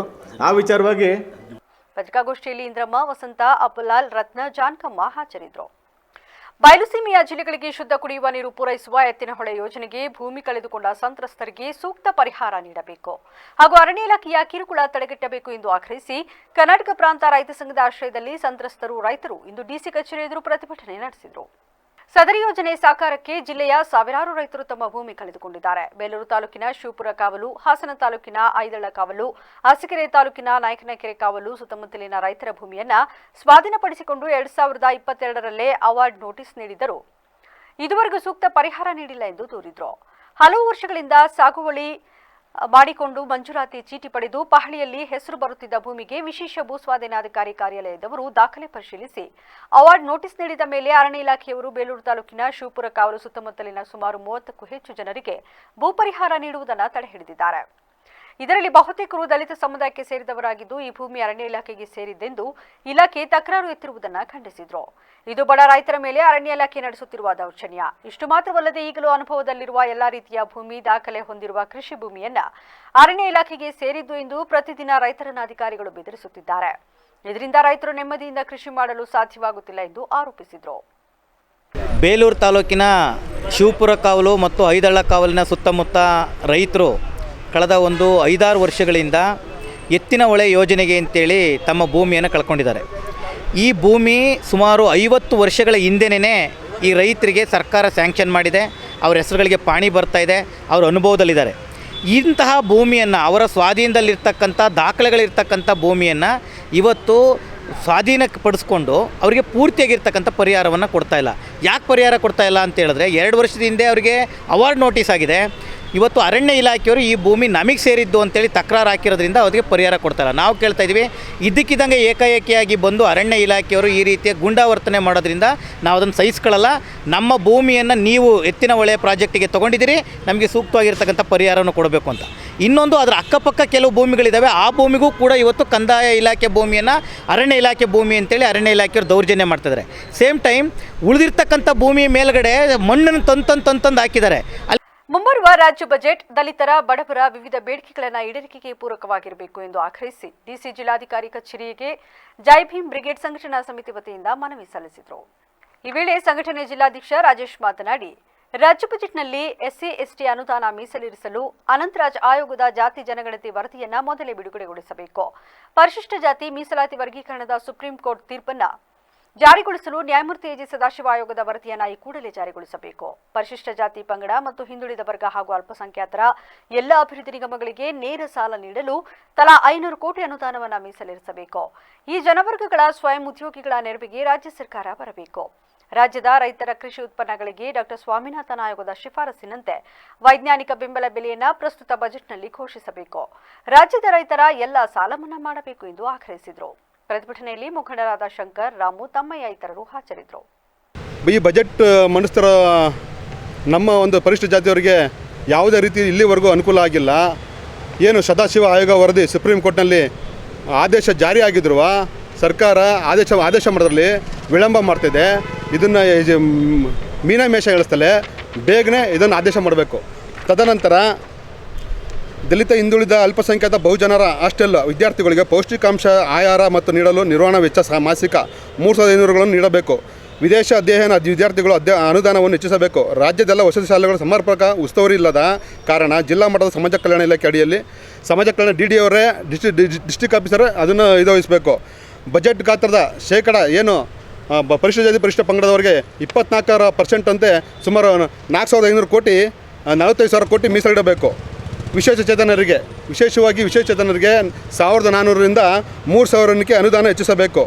ರಾಜ್ಯದ ಪ್ರತಿಷ್ಠಿತ ಜಾಗದಲ್ಲಿ ಬೆಂಗಳೂರಿನಲ್ಲಿ ಬಾಬಾ ಸಾಹೇಬ್ರ 200ರಿಂದ 250 ಅಡಿ ಪ್ರತಿಮೆ ನಿರ್ಮಾಣಗೊಳ್ಳಬೇಕು. ಮತ್ತು ಏನು ದಲಿತ ಸಂಘರ್ಷ ಸಮಿತಿ ಇವತ್ತು ಒಂದು ಇಷ್ಟು ದೊಡ್ಡ ಮಟ್ಟದಲ್ಲಿ ಒಂದು ಹೋರಾಟ ಮುಂಚೂಣಿ ಇರಬೇಕು ಅಂದರೆ ಬಿ ಕೃಷ್ಣಪ್ಪ ಅವರು ಇತ್ತೀಚೆಗೆ ನಿಧನರಾದ ಜಿಲ್ಲೆಯ ಹಿರಿಯ ಪತ್ರಕರ್ತರಾದ SN ಅಶೋಕ್ ಕುಮಾರ್ ಅವರಿಗೆ ಹಾಸನ ಜಿಲ್ಲಾ ಪತ್ರಕರ್ತರ ಸಂಘದಲ್ಲಿಂದು ಮೃತರ ಭಾವಚಿತ್ರ ಇಟ್ಟು ಶ್ರದ್ಧಾಂಜಲಿ ಸಲ್ಲಿಸಲಾಯಿತು. ರಾಜ್ಯಕಾರಿ ಸಮಿತಿ ಸದಸ್ಯ HV ಮದನಗೌಡ, ಅಧ್ಯಕ್ಷರಾದ KH ವೇಣುಕುಮಾರ್, ಮಾಜಿ ಅಧ್ಯಕ್ಷರು, ಪದಾಧಿಕಾರಿಗಳು, ಅಶೋಕ್ ಕುಮಾರ್ ಅವರ ಪುತ್ರ ಡಾಕ್ಟರ್ SA ನಿತಿನ್ ಮೊದಲಾದವರು ಹಾಜರಿದ್ದರು. ಅದಾದ ನಂತರ ಮತ್ತೆ ಮಾಮಸ್ತಕಾಭಿಷೇಕದಲ್ಲಿ ಕೆಲಸ ಮಾಡಲಿಕ್ಕೆ ಅವಕಾಶ ಮಾಡಿಕೊಟ್ಟು ಪರಮ ಪೂಜ್ಯ ಜಗದ್ಗುರು ಕರ್ಮಯೋಗಿ ಸ್ವಸ್ತಿ ಶ್ರೀ ಚಾಲುಕ್ಯ ಭಟ್ಟಾರಕ ಮಹಾಸ್ವಾಮಿಯವರ ಆಶೀರ್ವಾದ ನನಗೆ ಸಿಕ್ಕಿದೆ. SN ಅಶೋಕ್ ಕುಮಾರ್ ಅವರ ಮಾರ್ಗದರ್ಶನ ಇದ್ದಿದ್ದರಿಂದ ನಾವು ಇವತ್ತೇನಾದರೂ ಜೀವನದಲ್ಲಿ ಬದಲಾವಣೆಗಳನ್ನು ಕಂಡುಕೊಂಡಿದ್ದರೆ ಅದೆಲ್ಲದಕ್ಕೂ ಕಾರಣ ಶ್ರೀ ಕ್ಷೇತ್ರ ಶ್ರವಣಬೆಳಗೊಳ ಜೊತೆಗೆ SN ಅಶೋಕ್ ಕುಮಾರ್ ಅವರು, ಪರಮ ಪೂಜ್ಯ ಸ್ವಾಮಿಗಳು ಅವರೆಲ್ಲರ ಒಂದು ಸಹಕಾರದಿಂದ SN ಅಶೋಕ್ ಕುಮಾರ್ ಅವರು ನಮ್ಮನ್ನು ಹೇಗೆ ಕರೆದುಕೊಂಡು ಹೋದರೂ ಕೊನೆಯವರೆಗೂ ನಾವು ಅದೇ ರೀತಿ ನಡ್ಕೊಂಡಿದ್ದೀವಿ. ಅಂದರೆ ಯಾರು ನಮ್ಮನ್ನು ಕರೆದುಕೊಂಡು ಹೋಗಿರ್ತಾರೋ ಅವ್ರು ಏನು ಹೇಳ್ತಾರೆ ಅಷ್ಟು ಮಾತ್ರ ನಾವು ಮಾಡಿದ್ದೇವೆ. ಅವ್ರು ಏನು ನಮಗೆ ಜವಾಬ್ದಾರಿಗಳು ಕೊಟ್ಟಿದ್ರು ಅಷ್ಟನ್ನು ಮಾತ್ರ ನಿಭಾಯಿಸಿದ್ದೇವೆ. ಅವರ ವಿರುದ್ಧವಾಗಿ ಯಾವುದನ್ನು ಕೂಡ ನಾವು ಎಂದಿಗೂ ಕೂಡ ಯೋಚನೆ ಮಾಡಲಿಲ್ಲ, ನಡ್ಕೊಳ್ಳಿಲ್ಲ. ಬೆಳಗೊಳದಲ್ಲಿ ಅವ್ರು ಏನು ಹೇಳ್ತಾರೆ ಅದನ್ನೇ ನಾವು ಫೈನಲ್ ಮಾಡ್ತಿದ್ವಿ. ಅವ್ರು ಏನು ಹೇಳ್ತಾರೆ ಅಷ್ಟು ಮಾತ್ರ ನಾವು ಕೆಲಸ ಮಾಡ್ತಿದ್ವಿ. ನಮ್ಮದೇ ಆದಂಥ ಸ್ವಂತಕ್ಕೆ ಇಟ್ಕೊಂಡು ನಾವೇನೋ ಬಲ್ತಿದ್ದೀವಿ ಅಂತೇಳಿ ನಾವು ಬುದ್ಧಿ ತೋರಿಸುವಂಥ ಕೆಲಸನ ನಾವು ಯಾವತ್ತೂ ಮಾಡಲಿಲ್ಲ. ಎಲ್ಲಿವರೆಗೂ ಅವ್ರು ಬದುಕಿದ್ರು ಅಲ್ಲಿವರೆಗೂ ಕೂಡ ಅವ್ರು ನಿಷ್ಠೆಯಾಗಿ ಅಷ್ಟೇ ಪ್ರಾಮಾಣಿಕವಾಗಿದೆ. ಯಾಕೆ ಅಂತ ಹೇಳಿದ್ರೆ ಯಾವತ್ತೂ ನಮ್ಮನ್ನು ಕಷ್ಟ ಕಾಲದಲ್ಲಿ ಕೈ ಹಿಡಿದವ್ರನ್ನ ಹುಡ್ಕೊಂಡಿದ್ದಾರೆ, ಹಾಗೆ ಹುಡ್ಕೊಂಡಿರ್ತಾರೆ. ಅವರ ನಡವಳಿಕೆಗಳೇ ನಮಗೆ ಮುಂದಿನ ಒಂದು ದಾರಿದೀಪ ಅಂತ ಹೇಳಿದರೆ ತಪ್ಪಾಗಲಾರದು. ಪ್ರತಿಯೊಂದು 2006 ಮಹಾಮಸ್ತಕಾಭಿಷೇಕ ಇರ್ಬೋದು, 2018 ಮಹಾಮಸ್ತಕಾಭಿಷೇಕ ಇರ್ಬೋದು, ಇತ್ತೀಚಿನವರೆಗೂ ಕೂಡ ಯಾವುದೇ ಹಿಂದಿನ ಮಟ್ಟಕ್ಕೆ ಯಾವುದೇ ಸಂಪರ್ಕ ಆಗಬೇಕು ಅಂತ ನಮಗೆ ಶಿಕ್ಷಣ ಸಿಗ್ತಾ ಇದೆ. ಆ ಬಾಂಧವ್ಯವನ್ನು ಎಷ್ಟರ ಮಟ್ಟಿಗೆ ನಮ್ಮ ಜೊತೆ ಎಲ್ಲ ಇಟ್ಕೊಂಡಿದ್ರು ಅಂದರೆ ಒಂದು ಪತ್ರಿಕೆ, ಒಂದು ಬೊಮ್ಮಟ ಮಾಡಿ ಅಂತ ಒಂದು ಪತ್ರಿಕೆಯನ್ನು 5ರಿಂದ 10,000 ಮೇಲೆ ಕಾಪಿಗಳು ಪ್ರಿಂಟ್ ಆಗಿ ಅದು ಇಡೀ ನಮ್ಮ ರಾಜ್ಯ ಜಿಲ್ಲೆ ಮಾತ್ರ ಅಲ್ಲ ಇಡೀ ದೇಶದ ಉದ್ದಗಲಕ್ಕೆ ಅದು ಹೋಗ್ತಾ ಇತ್ತು. ಅಂದರೆ ಆ ಪತ್ರಿಕೆಯ ವ್ಯಾಪ್ತಿ ಮತ್ತು ಅದರ ಮುಖ ಎಷ್ಟಿದೆ ಅಂತ ನಾವು ಭಾವಿಸ್ಬೋದು. ಅದರ ಅಷ್ಟನ್ನು ಕೂಡ ಪೋಸ್ಟಲ್ ಕಳಿಸ್ತಾ ಇದೆ. ವಿಶೇಷವಾಗಿ ಅಂಥದ್ದೊಂದು ಪತ್ರಿಕೆಯನ್ನು ಮಾಡಲು ಸರಳ ಸಜ್ಜನಿಕೆ ನಡವಳಿಕೆಯನ್ನು ನಮಗೆಲ್ಲ ಹೋಗಿದ್ದಾರೆ. ಬರೀ ಅವರು ಪತ್ರಕರ್ತರಾಗಿ ಬರೀ ಮಠದವ್ರಿಗೆ ಮಾತ್ರ ಅಲ್ಲ, ಅಪ್ಪಟ ಗೌರ್ಮೆಂಟ್ ಆಫೀಸರ್ ಅವರ ಫಾರಂ ಅಲ್ಲಿ ಇವತ್ತು ಕೂಡ ಒಂದು 60-70 ಹಸುಗಳಿದೆ. ಆ ತರದ ಒಂದು ಬೇಸಿಗೆ ಸಮೀಪಿಸುತ್ತಿದ್ದು ಈಗಾಗಲೇ ಬಿಸಿಲ ತಾಪ ಹೆಚ್ಚಾಗಿದೆ. ಈ ನಿಟ್ಟಿನಲ್ಲಿ ಯಾವುದೇ ಅಪಘಾತಗಳು ಸಂಭವಿಸದಂತೆ ಎಚ್ಚರಿಕೆ ವಹಿಸಿ ಮುನ್ನೆಚ್ಚರಿಕಾ ಕ್ರಮಗಳನ್ನು ಕೈಗೊಳ್ಳುವಂತೆ ಜಿಲ್ಲಾಧಿಕಾರಿ ಸತ್ಯಭಾಮ ಅಧಿಕಾರಿಗಳಿಗೆ ಸೂಚಿಸಿದರು. ಜಿಲ್ಲಾಧಿಕಾರಿ ಕಚೇರಿ ಸಭಾಂಗಣದಲ್ಲಿ ಗುರುವಾರ ನಡೆದ ಜಿಲ್ಲಾ ವಿಪತ್ತು ನಿರ್ವಹಣಾ ಸಮಿತಿ ಸಭೆ ನಡೆಸಿ ಮಾತನಾಡಿದ ಅವರು, ಜಿಲ್ಲೆಯ ಜಲಾಶಯಗಳಲ್ಲಿ ಅಗತ್ಯ ನೀರು ಇರುವುದರಿಂದ ಈ ಬೇಸಿಗೆಯಲ್ಲಿ ಕುಡಿಯುವ ನೀರಿನ ಅಭಾವ ಉದ್ಭವಿಸುವುದಿಲ್ಲ. ಬೇಸಿಗೆ ಪ್ರಾರಂಭಕ್ಕೂ ಮುನ್ನ ಬಿಸಿಲು ಹೆಚ್ಚಾಗಿದೆ. ಆಕಸ್ಮಿಕವಾಗಿ ಬೆಂಕಿ ಅವಘಡಗಳು ಸಂಭವಿಸಿದರೆ ತಕ್ಷಣ ನಂದಿಸಲು ಅಗ್ನಿಶಾಮಕ ದಳ ಎಚ್ಚರ ವಹಿಸಿ ಕ್ರಮ ಕೈಗೊಳ್ಳುವಂತೆ ತಿಳಿಸಿದರು. ಸಕಲೇಶಪುರ ವ್ಯಾಪ್ತಿಯ ಅರಣ್ಯ ಪ್ರದೇಶದಲ್ಲಿ ಬೇಸಿಗೆಯಲ್ಲಿ ಯಾವುದೇ ಅವಘಡಗಳು ಸಂಭವಿಸದಂತೆ ಮುನ್ನೆಚ್ಚರಿಕಾ ಕ್ರಮಗಳನ್ನು ಕೈಗೊಳ್ಳಲು ಅರಣ್ಯ ಇಲಾಖೆ ಅಧಿಕಾರಿಗಳಿಗೆ ಸೂಚಿಸಿದರು. ಗ್ರಾಮೀಣ ಪ್ರದೇಶದಲ್ಲಿ ನರೇಗಾ ಯೋಜನೆಯಡಿ ನಿರ್ಮಾಣ ಮಾಡಿರುವ ತೊಟ್ಟಿಗಳಲ್ಲಿ ಪ್ರಾಣಿ ಪಕ್ಷಿಗಳಿಗೆ ನೀರು ಲಭ್ಯವಿರುವಂತೆ ನೋಡಿಕೊಳ್ಳಲು ತಿಳಿಸಿದರು. ಜಾನುವಾರುಗಳಿಗೆ ಮೇವು ಹಾಗೂ ಕುಡಿಯುವ ನೀರಿಗೆ ತೊಂದರೆ ಇಲ್ಲ ಎಂದು ತಿಳಿಸಿದ ಅವರು, ಬೇಸಿಗೆ ಕಾಲದಲ್ಲಿ ಜನರಿಗೆ ಯಾವುದೇ ಆರೋಗ್ಯ ಸಮಸ್ಯೆಗಳು ಕಂಡುಬಂದರೆ ತಕ್ಷಣ ವೈದ್ಯರು ಸ್ಪಂದಿಸಿ ಚಿಕಿತ್ಸೆ ನೀಡಲು ಸೂಚನೆ ನೀಡಿದರು. 25ನೇ ಸಾಲಿನಿಂದ ನಮ್ಮ SSLC ಇದೇ ಅಂದರೆ ಮುಂದಿನ ತಿಂಗಳು 21/3/25ರಿಂದ 4/4/25 ನಡೆಯುತ್ತೆ. ಆ ಪರೀಕ್ಷಾ ಅವಧಿ ಮೊದಲನೇದಾಗಿ ನಮ್ಮೆಲ್ಲ SSLC 20,000 ಮಕ್ಕಳು ನಮ್ಮ ಜಿಲ್ಲೆಯಲ್ಲಿ 20,344 ಮಕ್ಕಳು SSLC ಎಕ್ಸಾಮ್ನ ಈ ಸತಿ ಫೇಸ್ ಮಾಡ್ತಾ ಇದ್ದಾರೆ. ಆ ಬದುಕಿನ ಕಾಲಘಟ್ಟ ಅಂತಂದರೆ ಒಬ್ಬ ವ್ಯಕ್ತಿಯ ವಿದ್ಯಾಭ್ಯಾಸದ ಕಾಲಘಟ್ಟ ಅಂತಂದರೆ SSLC ಒಂದು ಎಕ್ಸಾಮ್ ಇದ್ದಂಗೆ. ಸೊ ಎಲ್ಲ ಸರ್ಟಿಫಿಕೇಟ್ಸ್ಗೂ ಬೇರೆದಕ್ಕೆಲ್ಲ ಬರ್ತ್ ಸರ್ಟಿಫಿಕೇಟು ಬೇರೆದಕ್ಕೆಲ್ಲ ನಾವು SSLC ಸರ್ಟಿಫಿಕೇಟ್ ಕೇಳ್ತೀವಿ. ಸೊ ನಮ್ಮ ಎಲ್ಲ ವಿದ್ಯಾರ್ಥಿಗಳಿಗೆ ಹಾಸನದ ಎಲ್ಲ ಯಾರ್ಯಾರು 20,344 ವಿದ್ಯಾರ್ಥಿಗಳಿಗೆ ಅವ್ರಿಗೆ ಶುಭವಾಗಲಿ. ಮೊಟ್ಟ ಮೊದಲನೇದಾಗಿ ಸಾಕಷ್ಟು ತಯಾರಿ ಕೂಡ ಮಾಡ್ತಾ ಇದ್ದಾರೆ. ಸೊ ಇದು 21/3/25 ಅಂದರೆ ಮಾರ್ಚಿಂದ 4/4/25 ನಡೆಯುತ್ತೆ. ಪರೀಕ್ಷಾವಧಿ ಬೆಳಗ್ಗೆ 10ರಿಂದ 1:15 ಇರುತ್ತೆ. ಬೆಳಗ್ಗೆ 10ರಿಂದ 1:15 ಇರುತ್ತೆ. ಆಮೇಲೆ ಒಟ್ಟು 10,096 ಗಂಡು ಮಕ್ಕಳು ಮತ್ತು 10,248 ಹೆಣ್ಮಕ್ಳೇ ಜಾಸ್ತಿ ಇದ್ದಾರೆ. ಸೊ ಸಭೆಯಲ್ಲಿ ಹೆಚ್ಚುವರಿ ಪೊಲೀಸ್ ವರಿಷ್ಠಾಧಿಕಾರಿ ವೆಂಕಟೇಶ್ ನಾಯ್ಡು, ಉಪವಿಭಾಗಾಧಿಕಾರಿ ಶ್ರುತಿ ಹಾಗೂ ಮತ್ತಿತರ ಅಧಿಕಾರಿಗಳು ಸಭೆಯಲ್ಲಿ ಹಾಜರಿದ್ದರು. ಬೇಲೂರಿನ ನೆಹರು ನಗರದಲ್ಲಿರುವ ಶ್ರೀ ವಿದ್ಯಾಗಣಪತಿ ಪ್ರತಿಷ್ಠಾಪನೆಗೊಳಿಸುತ್ತಿದ್ದ ಜಾಗವನ್ನು ಕೆಲ ಭೂಗಳ್ಳರಿಗೆ ಖಾತೆ ಮಾಡಿಕೊಟ್ಟಿರುವುದನ್ನು ಖಂಡಿಸಿ ಸ್ಥಳೀಯ ಜನಪ್ರತಿನಿಧಿಗಳು, ಸಾರ್ವಜನಿಕರು ಪ್ರತಿಭಟನೆ ನಡೆಸಿದರು. ಬೇಲೂರು ಪಟ್ಟಣದ ನೆಹರು ನಗರದ ಕೂಡ್ಲೂರು ನಾಲೆ ಬಳಿ ಇರುವ ಸರ್ವೆ ನಂಬರ್ 27ರಲ್ಲಿ 5 ಗುಂಟೆ ಸರ್ಕಾರಿ ಜಮೀನಿದ್ದು ಅಲ್ಲಿ ಸುಮಾರು 40 ವರ್ಷಗಳಿಗೂ ಹೆಚ್ಚು ಕಾಲದಿಂದ ನೆಹರು ಯುವಕರ ಬಳಗ ಹಾಗೂ ಸಾರ್ವಜನಿಕರ ವತಿಯಿಂದ ಪ್ರತಿ ವರ್ಷ ಗಣಪತಿಯನ್ನು ಪ್ರತಿಷ್ಠಾಪಿಸಿಕೊಂಡು ಬರುತ್ತಿದ್ದು, ಕೆಲ ವರ್ಷಗಳ ಹಿಂದೆ ಭೂಗಳ್ಳರ ಕಪಿಮುಷ್ಟಿಗೆ ಈ ಜಾಗವನ್ನು ಪಡೆಯುವ ಮೂಲಕ ಮಲ್ಲಿಕಾರ್ಜುನ ಗ್ರೂಪ್ಸ್ನವರು ನಕಲಿ ದಾಖಲೆ ಸೃಷ್ಟಿಸಿಕೊಂಡು ರಾತ್ರೋರಾತ್ರಿ ಪುರಸಭೆಯಿಂದ ತಮ್ಮ ಹೆಸರಿಗೆ ಖಾತೆ ಮಾಡಿಸಿಕೊಂಡಿದ್ದಾರೆ ಎಂದು ತಿಳಿದು 2 ದಿನಗಳಿಂದ ಹೋರಾಟ ನಡೆಯುತ್ತಿದ್ದು, ಶುಕ್ರವಾರ ಸ್ಥಳಕ್ಕೆ ಸ್ಥಳೀಯ ಶಾಸಕ, ಪುರಸಭೆ ಅಧ್ಯಕ್ಷ AR ಅಶೋಕ್ ಹಾಗೂ ಪುರಸಭೆ ಸದಸ್ಯರು ಸ್ಥಳದಲ್ಲಿ ಕೂತು ತಪ್ಪಿತಸ್ಥರ ವಿರುದ್ಧ ಕ್ರಮ ಕೈಗೊಳ್ಳುವಂತೆ ಪ್ರತಿಭಟನೆ ನಡೆಸಿದರು. ಈ ವೇಳೆ ಪುರಸಭೆ ಅಧ್ಯಕ್ಷ AR ಅಶೋಕ್ ಮಾತನಾಡಿ, ಇದು ನಾಚಿಕೆಗೇಡಿನ ಸಂಗತಿ. ನಮಗೆ ತಿಳಿದಾಗಿನಿಂದಲೂ ಇಲ್ಲಿ ಗಣಪತಿ ಪೂಜಿಸಿಕೊಂಡು ಬರುತ್ತಿದ್ದು, ಸಾರ್ವಜನಿಕರಿಗೆ ಸಭೆ ಸಮಾರಂಭಗಳನ್ನು ಆಯೋಜಿಸುತ್ತಿದ್ದು, ಯಾರೋ ಒಬ್ಬರ ಹಿತಕ್ಕಾಗಿ ಈ ಜಾಗವನ್ನು ಖಾತೆ ಮಾಡುವುದು ತಪ್ಪು. ನಮ್ಮ ಅಧಿಕಾರಿಗಳು, ನಮ್ಮ ಸಿಬ್ಬಂದಿಗಳು ಶಾಮೀಲಾಗಿದ್ದರೂ ಅವರ ಮೇಲೆ ಶಿಸ್ತು ಕ್ರಮ ಕೈಗೊಳ್ಳುವುದಲ್ಲದೆ ಶಿಸ್ತು ಕ್ರಮ ಕೈಗೊಳ್ಳಬೇಕೆಂದು ಮಾನ್ಯ ಜಿಲ್ಲಾಧಿಕಾರಿಗಳಿಗೆ ಮನವಿ ಮಾಡುತ್ತೇವೆ. ಇದಕ್ಕೆ ಸಂಬಂಧಿಸಿದ ಸಂಪೂರ್ಣ ದಾಖಲಾತಿಗಳನ್ನು ಸಾರ್ವಜನಿಕರ ಮುಂದೆ ಇಲ್ಲೇ ಪರಿಶೀಲಿಸುತ್ತೇನೆ ಎಂದರು. ನಿನ್ನೆ ಬಂದ್ಬಿಟ್ಟು 2:30-3 ಗಂಟೆಯಲ್ಲಿ ಬಂದು ನಮ್ಮ ಜಾಗ ಸಾಧ್ಯ ಇಲ್ಲ ಮೇಡಮ್, ಇದು ನಿಮ್ಮ ಜಾಗ ಅಂದಾಗ ಒಂದು ಪಾಣಿ ತೋರಿಸ್ತಾರೆ ಅವರು, ಇದು 10 ಗುಂಟೆ ಜಾಗ ನಮ್ದಿದೆ ಅಂತ ಹೇಳ್ಬಿಟ್ಟು. ಇಲ್ಲ ಮೇಡಮ್, ನಮ್ಮ ಚೀಫ್ ಆಫೀಸರ್ ಹೇಳೋ ಪ್ರಕಾರ ಅವ್ರದ್ದು ಇದು ಅನ್ಯ ಸಂಕ್ರಮಣವಾಗಿರೋ ಜಾಗ. ಇದು ಎಲ್ಲದಕ್ಕಿಂತ ಪುರಸಭೆದಿರ್ಬೋದು, ಇಲ್ಲ ತಹಸೀಲ್ದಾರ್ ಆಫೀಸ್ದಿರ್ಬೋದು. ಆದರೆ 40 ವರ್ಷದಿಂದ ನಾವು ಇಲ್ಲಿ ವಿಘ್ನೇಶ್ವರನ ಇಟ್ಕೊಂಡು ಬಂದಿದ್ದೀವಿ. ಯಾರದೇ ಆದರೂ ಸಹ ಇದು ವಿಘ್ನೇಶ್ವರನ ಜಾಗ, ನೆನ್ನೆ ಮೊನ್ನೆ ಇಟ್ಕೊಂಡಿಲ್ಲ ಅಂತ ಹೇಳ್ಬಿಟ್ಟು ಅವ್ರಿಗೆ ಹೇಳಿ ಕಳಿಸಿ. ಇಲ್ಲ, ನಾವು ಇಲ್ಲಿ ಕ್ವಾರ್ಟರ್ಸ್ ಕಟ್ಟಬೇಕು ಅಂತ ಹೇಳ್ಬಿಟ್ಟು ಇದ್ದೀವಿ, ಕ್ವಾರ್ಟರ್ಸನ್ನು ನಾವು ಮಾಡ್ತೀವಿ ಅಂತ ಹೇಳ್ಬಿಟ್ಟು, ನಮ್ಮದು ಜಾಗ ಕಲ್ಕಂಬ ಹಾಕಿಸ್ತೀವಿ ಅಂತ ಹೇಳ್ಬಿಟ್ಟು. ಇಲ್ಲ ಮೇಡಮ್, ಶಾಸಕರು ನಾವು ಊರಿನ ಪ್ರಮುಖರೆಲ್ಲ ಸೇರ್ಕೊಂಡು ಇದನ್ನು ಒಂದು ಸಿಟ್ಟಿಂಗ್ ಮಾಡಿಬಿಟ್ಟು ಮಾಡೋಣ ಅಂತ ಹೇಳ್ಬಿಟ್ಟು ನೆನ್ನೆ ಹೇಳಿದ್ದೀವಿ. ಆದರೂ ಸಹ ಅವರು ರಾತ್ರಿ 9 ಗಂಟೆಗೆ ಬಂದು ಕಲ್ಕಂಬ ಇಳಿಸಿಬಿಟ್ಟು ಹೋಗಿರ್ತಾರೆ, ಅವರ ಸಿಬ್ಬಂದಿ ಅವ್ರನ್ನ ಕರ್ಕೊಂಡು. ಇದು ಮಹಾನ್ ತಪ್ಪು. ನಾನು ಪುರಸಭೆ ಅಧ್ಯಕ್ಷರಾಗಿ ಮಮತಾ ಮೇಡಮ್ಗೆ ಹೇಳ್ತೀನಿ, ರಾತ್ರಿ 9 ಗಂಟೆಯಲ್ಲಿ ಬಂದು ಕಲ್ಲು ಇಳಿಸುವಂಥ ಕೆಲಸ ಬೇಕಿರಲಿಲ್ಲ. ದಯಮಾಡಿ ಏನೇ ಇದ್ರೂ ಬೆಳಗಿನ ಜಾವದಲ್ಲಿ ಬಂದು ರಾಜಾರೋಷವಾಗಿ ಎಲ್ಲರ ಮುಂದೆ ಹೇಳಿ. ಈ ಸಂದರ್ಭದಲ್ಲಿ ಪುರಸಭೆ ಸದಸ್ಯರಾದ ಅಕ್ರಮ್, ಜಮೀಲಾ ತೌಫಿಕ್, ಭರತ್, ಅಶೋಕ್, ರವಿಕುಮಾರ್, ಅರುಣ್ ಮಂಜುನಾಥ್, ಎಂ ಸಂದೀಪಪ್ಪಣ್ಣ, ಸಮ್ಮದ್ ಜುಬೇರ್ ಸೇರಿದಂತೆ ಸಾರ್ವಜನಿಕರು ಹಾಜರಿದ್ದರು.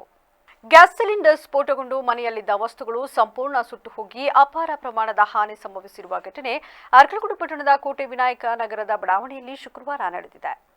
ಶಿಕ್ಷಕ ಎಂಎ ಜನಾರ್ದನ್ ಎಂಬುವರ 3ನೇ ಅಂತಸ್ತಿನಲ್ಲಿ ಬಾಡಿಗೆಗೆ ಇದ್ದ ಕೆಪಿ ಪ್ರಮೀಳಾ ಅವರ ಮನೆಯಲ್ಲಿ ಈ ಅವಘಡ ಸಂಭವಿಸಿದೆ. ಬೆಳಗ್ಗೆ 10 ಗಂಟೆ ಸಮಯದಲ್ಲಿ ಭಾರಿ ಸದ್ದಿನೊಂದಿಗೆ ಸಿಲಿಂಡರ್ ಸ್ಫೋಟಗೊಂಡಿದೆ. ಸ್ಫೋಟದ ರಭಸಕ್ಕೆ ಶೀಟಿನ ಮೇಲ್ಚಾವಣಿ ಹಾರಿ ಹೋಗಿ ಬೆಂಕಿ ಕಾಣಿಸಿಕೊಂಡು ಮನೆಯಲ್ಲಿದ್ದ ವಸ್ತುಗಳು ಬೆಂಕಿಗೆ ಆಹುತಿಯಾಗಿವೆ. ಮನೆಯ ಮಾಲೀಕರು ಸದ್ದು ಕೇಳಿ ಮೇಲಕ್ಕೆ ತೆರಳಿ ನೋಡಿ ಕೂಡಲೇ ವಿದ್ಯುತ್ ಇಲಾಖೆ ಹಾಗೂ ಅಗ್ನಿಶಾಮಕ ಠಾಣೆಗೆ ಮಾಹಿತಿ ನೀಡಿದ್ದಾರೆ. ಮನೆಯಲ್ಲಿ ವಾಸವಿದ್ದ ಪ್ರಮೀಳಾ ಟೈಮ್ಸ್ ಹಾಸನ ಪಿಯು ಕಾಲೇಜಿನಲ್ಲಿ ಗುಮಾಸ್ತಿಯಾಗಿ ಕಾರ್ಯನಿರ್ವಹಿಸುತ್ತಿದ್ದು, ಮಗುವನ್ನ ಶಾಲೆಗೆ ಬಿಟ್ಟು ಕರ್ತವ್ಯಕ್ಕೆ ತೆರಳಿದ್ದರಿಂದ ಯಾವುದೇ ಅಪಾಯ ಸಂಭವಿಸಿಲ್ಲ. ಅಗ್ನಿಶಾಮಕ ದಳದ ಸಿಬ್ಬಂದಿ ಬೆಂಕಿ ನಂದಿಸಿದ್ರು. ಮನೆಯಲ್ಲಿದ್ದ ಆಹಾರ ಪದಾರ್ಥ ಸೇರಿದಂತೆ ಎಲ್ಲ ವಸ್ತುಗಳು ಸಂಪೂರ್ಣವಾಗಿ ಸುಟ್ಟು ಕರಕಲಾಗಿದ್ದು 10 ಲಕ್ಷದಷ್ಟು ಹಾನಿ ಸಂಭವಿಸಿದೆ. ಪಟ್ಟಣ ಪೊಲೀಸರು ಸ್ಥಳಕ್ಕೆ ಭೇಟಿ ನೀಡಿ ಪರಿಶೀಲಿಸಿದ್ರು. ನನ್ನ ಹೆಸರು ಎಂ ಇ ಜನಾರ್ದನ್ ಅಂತ. ಇಲ್ಲಿ ಏನಾಯಿತು ಅಂತ ಅಂದರೆ, ಬೆಳಿಗ್ಗೆ 10 ಗಂಟೆ 10 ನಿಮಿಷಕ್ಕೆ ಸರಿಯಾಗಿ ಒಂದು ರೀತಿಯ ಮೇಲ್ಗಡೆ ಮನೆಗೆ ಸೌಂಡ್ ಬಂದಾಗಾಯಿತು. ಆ ಸೌಂಡ್ ಏನಾಯಿತು ಅಂತ ಅಂದ್ಬಿಟ್ಟು ಮತ್ತೆ ನಾವು ಒಂದು ಸರಿ ಸೌಂಡ್ ಬಂತು, ಯಾವುದೇ ರೀತಿ ನಾವು ಅಬ್ಸರ್ವ್ ಮಾಡಲಿಲ್ಲ. ಮತ್ತೆ 2ನೇ ಸರಿ ಸೌಂಡ್ ಬಂದಾಗ ನಾನು ಮನೆಯಲ್ಲಿ ಬಂದು ನೋಡಿದಾಗ ಟೀಚರ್ ನೋಡಿದಾಗ ಹೊಗೆ ಬರ್ತಾಯಿತ್ತು. ಆಮೇಲೆ ಏನಾಯಿತು ಅಂತ ಅಂದಾಗ ಅದೇ ರೀತಿ ನೋಡಿದಾಗ ಹೊಗೆ ಬರ್ತಿತ್ತಲ್ಲ ಅಂತ ನಾನು ಫೈರ್ ಇಂಜಿನ್ ಮತ್ತು ಲೈಟ್ ಆಫೀಸಿಗೆ ಫೋನ್ ಮಾಡಿ ಕರೆಂಟ್ನ ಆಫ್ ಮಾಡಿಸಿದೆ. ಆಮೇಲೆ ನಂತರ ಇವ್ರು ಬಂದು ಫೈರ್ ಇಂಜಿನರು ಈ ಥರ ಎಲ್ಲನೂ ನೀರನ್ನು ಹಾಕಿ ಇದು ಮಾಡಿದ್ರು. ಒಂದೂವರೆ ವರ್ಷದಿಂದ ಮನೇಲಿ ಸೌಂಡ್ ಬಂದಿರೋದು ನಮಗೆ ಗೊತ್ತಾಗಿದ್ದು. ಸರಿ, ಈಗ ಅನಾಹುತ ಇದು ಮನೆ ಒಳಗಡೆ ಏನೇನು ಅನಾಹುತ ಇದಾಗಿದೆ, ನಷ್ಟ ಆಗಿದೆ? ನಾನು ಇನ್ನೂ ನೋಡಿಲ್ಲ ಸರ್, ಏನು ಅಂತ ನೋಡ್ಬಿಟ್ಟು ನಾನು ಹೇಳ್ಬೇಕು ಏನಾಗಿದೆ. ಅವ್ರ ಹೆಸರೇನು ಮನೆಯಲ್ಲಿದ್ದರು? ಮನೇಲಿದ್ದಾರ ಪ್ರಮೀಳಾ ಅಂತ. ಅದು ಏನು ನಷ್ಟ ಆಗಿದೆ ಅನ್ನೋದ್ರ ಬಗ್ಗೆ ನಾನು ಆಮೇಲೆ ತಿಳಿಸ್ತೀನಿ ಸರ್. ಹಾಂ. ಅರ್ಕಲಗೂಡು ಪಟ್ಟಣ ಪಂಚಾಯಿತಿ ವ್ಯಾಪ್ತಿಯ ನಾಗರಿಕರು ತಮ್ಮ ಆಸ್ತಿ ಈ ಖಾತೆಗಳಲ್ಲಿ ತಪ್ಪು ದೋಷ ತಿದ್ದುಪಡಿಗಳಿದ್ದಲ್ಲಿ ಸೂಕ್ತ ದಾಖಲೆಗಳನ್ನು ನೀಡಿ ಸರಿಪಡಿಸಿಕೊಳ್ಳುವಂತೆ ಪಟ್ಟಣ ಪಂಚಾಯಿತಿ ಅಧ್ಯಕ್ಷ ಪ್ರದೀಪ್ ಕುಮಾರ್ ತಿಳಿಸಿದರು. ಪಟ್ಟಣ ಪಂಚಾಯಿತಿ ಕಚೇರಿ ಆವರಣದಲ್ಲಿ ಗುರುವಾರ ತಿದ್ದುಪಡಿ ಕುರಿತು ಸಾರ್ವಜನಿಕರಿಗೆ ಅರಿವು ಮೂಡಿಸುವ ಕಾರ್ಯದಲ್ಲಿ ಭಾಗವಹಿಸಿ ಮಾತನಾಡಿದ ಅವರು, ಪೌರಾಡಳಿತ ನಿರ್ದೇಶನಾಲಯವು ಆಸ್ತಿ ಕಣಜ ತಂತ್ರಾಂಶವನ್ನು ಸರಳೀಕರಣಗೊಳಿಸಿ ಪರಿಣಾಮಕಾರಿಯಾಗಿ ಅನುಷ್ಠಾನಗೊಳಿಸುವ ನಿಟ್ಟಿನಲ್ಲಿ ಕ್ರಮ ಕೈಗೊಳ್ಳುತ್ತಿದೆ. ಈಗಾಗಲೇ ಈ ಆಸ್ತಿ ಖಾತೆಗಳನ್ನು ಹೊಂದಿರುವವರು ತಮ್ಮ ಈ ಖಾತೆ ಪ್ರತಿಗಳಲ್ಲಿ ದೋಷ ತಪ್ಪುಗಳು ತಿದ್ದುಪಡಿಗಳಿದ್ದಲ್ಲಿ ಸ್ವತ್ತಿನ ಮತ್ತು ಮಾಲೀಕರ ಭಾವಚಿತ್ರ, ಗುರುತು ಪತ್ರ, ಆಧಾರ್, ಪಾನ್ ಕಾರ್ಡ್, ಕಂದಾಯ ಪಾವತಿ ರಶೀದಿ, ವಿದ್ಯುತ್ ಬಿಲ್, ನೀರಿನ ಬಿಲ್ ಮುಂತಾದ ದಾಖಲೆಗಳ ಪ್ರಗತಿಯೊಳಗೊಂದಿಗೆ ಪಟ್ಟಣ ಪಂಚಾಯಿತಿ ಕಚೇರಿಗೆ ಫೆಬ್ರವರಿ 25ರೊಳಗೆ ಅರ್ಜಿ ಸಲ್ಲಿಸಿದಲ್ಲಿ ಸರಿಪಡಿಸಿಕೊಡಲಾಗುವುದು. ಕಾಲಾವಕಾಶ ಕಡಿಮೆ ಇರುವ ಕಾರಣ ಜನರು ತುರ್ತಾಗಿ ತಮ್ಮ ಆಸ್ತಿ ಖಾತೆಗಳ ದಾಖಲೆಗಳನ್ನು ಪರಿಶೀಲಿಸಿ ಅಗತ್ಯವಿದ್ದಲ್ಲಿ ಸರಿಪಡಿಸಿಕೊಳ್ಳುವಂತೆ ಕೋರಿದ್ರು. ಮೂಲಕ ಈ ಖಾತೆ ನೀಡುವ ಪ್ರಾಮಾಣಿತ ಕಾರ್ಯವಿಧಾನ ರಾಜ್ಯದ ನಗರ ಸ್ಥಳೀಯ ಸಂಸ್ಥೆಗಳ ವ್ಯಾಪ್ತಿಯಲ್ಲಿ ಈ ಖಾತೆ ಪಡೆಯಲು ಬಾಕಿ ಇರುವ ಎಲ್ಲ ಆಸ್ತಿಗಳಿಗೆ 3 ತಿಂಗಳೊಳಗಾಗಿ ನೀಡಲು ಉದ್ದೇಶಿಸಲಾಗಿರುತ್ತದೆ. ಆದ್ದರಿಂದ ಈ ಖಾತೆ ನೀಡಲು ಅಭಿಯಾನ ಕೈಗೊಂಡು ಈ ಕೆಳಕಂಡ ಕಾರ್ಯವಿಧಾನವನ್ನು ಅನುಸರಿಸುವುದು. ನಗರ ಸ್ಥಳೀಯ ಸಂಸ್ಥೆಗಳಲ್ಲಿ ಈ ಖಾತೆ ನೀಡಲು ಬಾಕಿ ಇರುವ ಆಸ್ತಿಗಳ ಗುರುತಿಸುವುದು. ಈ ಖಾತೆ ಪಡೆಯಲು ಗುರುತಿಸಲಾದ ಆಸ್ತಿಗಳ ಮಾಲೀಕರು ಈ ಖಾತೆ ಪಡೆಯಲು ಬೇಕಾದ ದಾಖಲೆಗಳನ್ನು ಸಲ್ಲಿಸಲು ಮಾಹಿತಿ ನೀಡುವುದು. 2. ನಗರ ಸ್ಥಳೀಯ ಸಂಸ್ಥೆಗಳಲ್ಲಿ ಈ ಖಾತೆ ಪಡೆಯಲು ಮಾಹಿತಿ ನೀಡುವ ಸಲುವಾಗಿ ಸಹಾಯವಾಣಿಯನ್ನು ಸ್ಥಾಪಿಸುವುದು. ಸಹಾಯವಾಣಿಯಲ್ಲಿ ಈ ಖಾತೆ ಸಂಬಂಧಿಸಿದ ವಿಷಯದ ಕುರಿತು ಪರಿಪೂರ್ಣ ಮಾಹಿತಿ ಇರುವ ಸಿಬ್ಬಂದಿಯನ್ನು ಸಹಾಯವಾಣಿಗೆ ನೇಮಕ ಮಾಡುವುದು. ಸಹಾಯವಾಣಿಯ ಸಂಖ್ಯೆ ಮತ್ತು ವಾಟ್ಸಪ್ ಸಂಖ್ಯೆಯನ್ನು ವ್ಯಾಪಕವಾಗಿ ಪ್ರಚಾರಪಡಿಸುವುದು. 3. ಈ ಖಾತೆ ಅಭಿಯಾನದ ಕುರಿತು ಪ್ರಚಾರ ಮಾಡಲು ನಗರ ಸ್ಥಳೀಯ ಸಂಸ್ಥೆಗಳ ವಾಹನಗಳಲ್ಲಿ ಮುದ್ರಿತ ಧ್ವನಿ ಆಡಿಯೋ ಪ್ರಚುರಪಡಿಸುವುದು. ಈ ಕುರಿತು ಪ್ರಕಟಣೆಗಳನ್ನು ಹೊರಡಿಸುವುದು. 4. ಈ ಖಾತೆ ಅಭಿಯಾನದ ಬಗ್ಗೆ ಲಭ್ಯವಿರುವ ಮೊಬೈಲ್ ಸಂಖ್ಯೆಗಳಿಗೆ SMS ಮೂಲಕ ಮಾಹಿತಿಯನ್ನು ನೀಡುವುದು. General message. ಈ ಖಾತೆ ಪಡೆಯಲು ಅವಶ್ಯವಿರುವ ದಾಖಲೆಗಳ ಪಟ್ಟಿಯನ್ನು ನಗರ ಸ್ಥಳೀಯ ಸಂಸ್ಥೆಗಳಲ್ಲಿ ಪ್ರಚಾರಪಡಿಸುವುದು. ಪಡೆಯಬೇಕಾದ ಕನಿಷ್ಠ ದಾಖಲೆಗಳ ವಿವರ ಈ ಕೆಳಕಂಡಿನಂತಿದೆ. ಎ. ರಿಜಿಸ್ಟರ್ನಲ್ಲಿ ದಾಖಲಿಸಿರುವ ಆಸ್ತಿಗಳಿಗೆ ಈ ಖಾತೆ ನೀಡಲು ಪಡೆಯಬೇಕಾದ ದಾಖಲೆಗಳು. 1. ಈ ವೇಳೆ ಸದಸ್ಯರಾದ HS ರಶ್ಮಿ, ಲಕ್ಷ್ಮಿ, ಹೂವಣ್ಣ, ಮುಖ್ಯಾಧಿಕಾರಿ ಬಸವರಾಜ ಕಾಟಪ್ಪ, ಶಿಗ್ಗಾವಿ, ಕಂದಾಯ ನಿರೀಕ್ಷಕಿ ಚಂದನ ಮತ್ತು ಸಿಬ್ಬಂದಿ ಉಪಸ್ಥಿತರಿದ್ದರು. ಈಗ ಮತ್ತೊಮ್ಮೆ ಹೆಡ್ಲೈನ್ಸ್. ನನ್ನ ನಾಯಕತ್ವದಲ್ಲೇ ಚುನಾವಣೆ ನಡೆದಾಗ ಆ ಪದ ಹೇಳಿ 8-10 ವರ್ಷ ಗಟ್ಟಿಯಾಗಿ ಇರುತ್ತೇನೆ, ನಾನು ಬಿಟ್ಟು ಹೋಗಲ್ಲ. ಪಟ್ಟದ ಫೈಟ್ ವೇಳೆ ಹೊಸ ದಾಳ ಉರುಳಿಸಿದ ಡಿಕೆಶಿ. ನನ್ನ ನಾಯಕತ್ವದಲ್ಲೇ ಮುಂದಿನ ಚುನಾವಣೆ ಎಂಬ ಡಿಕೆಶಿ ಅವರ ಹೇಳಿಕೆ ತಪ್ಪೇನೂ ಅಲ್ಲ. ಸಿಎಂ ಡಿಸಿಎಂ ನಾಯಕತ್ವ ನಮಗೆ ಶಾಶ್ವತವಾಗಿ ಬೇಕು. ಡಿಕೆಶಿ ಪರ ಕಾರ್ಯಾಧ್ಯಕ್ಷ ಚಂದ್ರಶೇಖರ್ ಬ್ಯಾಟಿಂಗ್. ಬೀದರ್ ಯಾತ್ರಿಕರ ದುರ್ಮರಣ, ಮೃತರ ಕುಟುಂಬಕ್ಕೆ 5 ಲಕ್ಷ ಪರಿಹಾರ. ಅರಣ್ಯ ಸಚಿವ ಈಶ್ವರ್ ಖಂಡ್ರೆ ಘೋಷಣೆ. ಕರೆಂಟ್ ಕೊಟ್ಟ ಜೆಸ್ಕಾಂಗೆ ಶಾಕ್ ಕೊಟ್ಟ ರೈತರು. ಕಚೇರಿಗೆ ಜೀವಂತ ಮೊಸಳೆ ತಂದು ಪ್ರತಿಭಟನೆ. ಕಲಬುರಗಿ ಜಿಲ್ಲೆ ಅಫಜಲಾಪುರ ತಾಲೂಕಿನಲ್ಲಿ ಘಟನೆ. ಇದಾಗಿತ್ತು ಇಲ್ಲಿವರೆಗಿನ ನ್ಯೂಸ್ ಅಪ್ಡೇಟ್ಸ್. ನಿರಂತರ ಸುದ್ದಿಗಾಗಿ ನೋಡ್ತಾ ಇರಿ BBC ನ್ಯೂಸ್. ಇದು ಜನರ ಧ್ವನಿ. ಸತ್ಯದ ಕಡೆ ನಮ್ಮ ನಡೆ.